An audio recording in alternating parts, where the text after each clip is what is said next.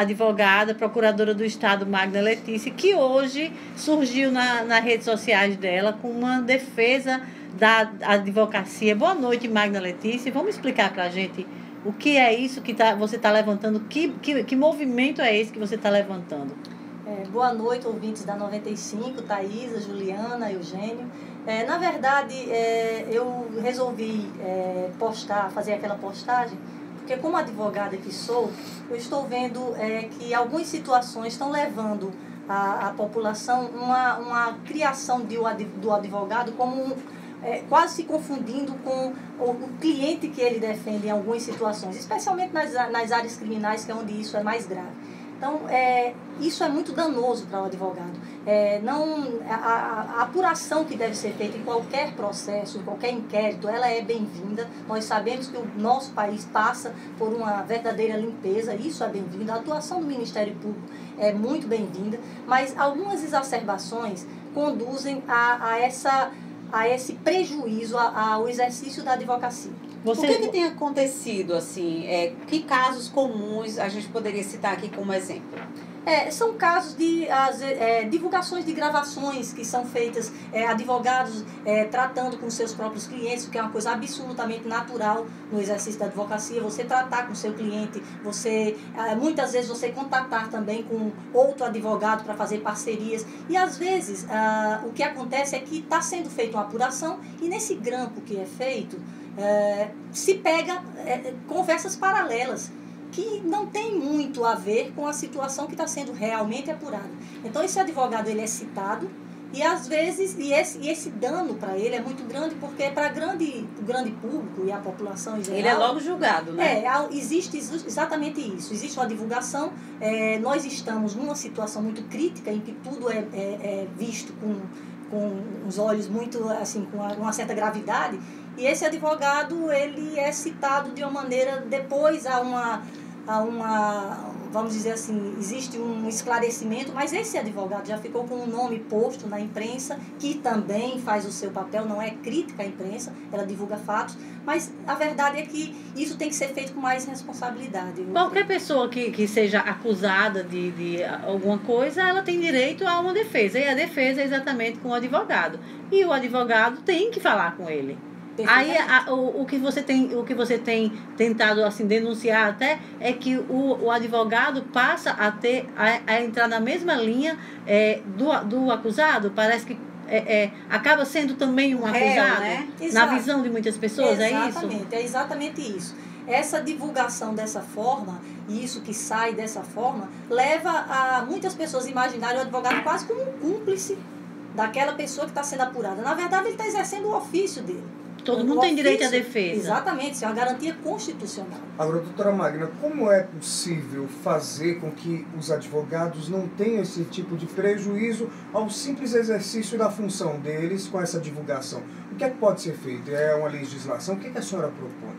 Veja bem, acho que a atuação, nesse caso, das nossas instituições, as instituições que realmente representam a advocacia, e claro que a OAB é a mais representativa, nós temos associações, mas elas são menores, elas são recém-criadas, então não tem a força que a OAB tem.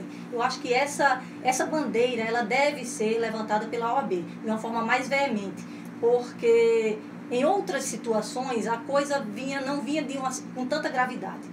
De uns anos para cá, isso tem se agravado. E aí precisa que a postura das instituições também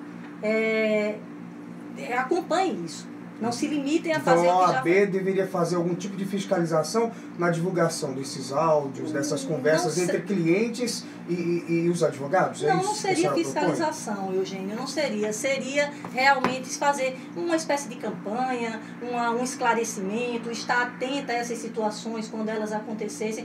Já faz isso, mas eu acho que precisa de ser de uma forma mais veemente. A fiscalização poderia parecer que estivesse tentando brecar uma investigação? Possivelmente.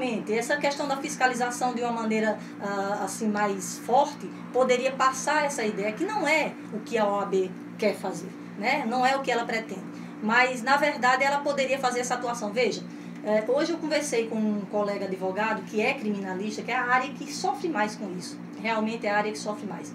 Ele dizendo o seguinte, que passou por uma situação de constrangimento no exercício da advocacia, mas ele olhou para mim e disse: doutor, mas eu não posso fazer. Eu for bater de frente com essa pessoa que me causou essa pessoa incômodo, pública que me causou esse constrangimento, amanhã eu vou ter que voltar lá com outro cliente, com outra situação, eu não posso bater de frente. Daí a importância da instituição, que ela é maior que todos nós. Eu falando aqui, outro falando, outro advogado se indignando, é uma coisa. Quando a instituição assume esse papel, aí isso se fortalece. A senhora foi candidata à OAB, né, à presidência da OAB, e se hoje tivesse sido eleita, qual era o que a senhora faria como presidente da OAB? Na verdade, a OAB já vem se posicionando. O que eu acho é que tem que ser de uma forma mais veemente. Eu acho que, veja bem, se o contexto é outro, é mais grave, você tem que se posicionar de uma maneira mais incisiva. Os posicionamentos têm que mudar de acordo com a gravidade da situação, com o novo contexto que se apresenta. Você falou aí que às vezes o grande público não entende muito bem como é esse tratamento entre cliente e advogado. Aqui é uma ótima oportunidade para a senhora explicar um pouco isso. O que pode, o que não pode entre advogado e cliente. Para a gente, assim, leigo, que não é advogado, não entende muito bem do assunto. Veja, o advogado, o direito de defesa é assegurado pela Constituição Federal. Inclusive, para dar legitimidade e não gerar nulidade num processo, ele tem que ter qualquer parte do processo tem que ter sua defesa. Seja contratado ou até, eu vou dar um exemplo bem interessante, que é o exemplo da Defensoria Pública. A Defensoria Pública, ela existe exatamente para isso. Ela existe para aqueles clientes que não tenham condições de arcar com o pagamento de um advogado particular. Eles entram como advogado exatamente dessas pessoas para dar exatamente essa legitimidade ao processo, fazer com que esse processo tenha o seu andamento. Então, não tem como um processo, até para apuração mesmo, para condenação, para o que quer que seja. Mas para esse processo ele ter um início, um meio e um fim, ele tem que ter a presença de um advogado. Então a defensoria, você imagine se os defensores públicos que têm esse mistério, que têm esse ofício de esses clientes que sejam tenham feito crimes, o que quer que seja, que tem esse direito assegurado, eles não podem, por dever de ofício, eles têm que atuar. Então, imagine se essa função for criminalizada, for levada como está sendo feito como com os advogados contratados. Né? Exatamente. Parece até que o advogado tinha que dizer lá, denunciar o cliente, não é bem assim. Não é bem assim. Tem uma telespectadora aqui na live, Mônica Alves Feitosa, ela é advogada. Sim. E ela está dizendo assim, ela é advogada, se referindo a Magna Letícia, do Estado. Vai ter coragem de agir contra o próprio patrão?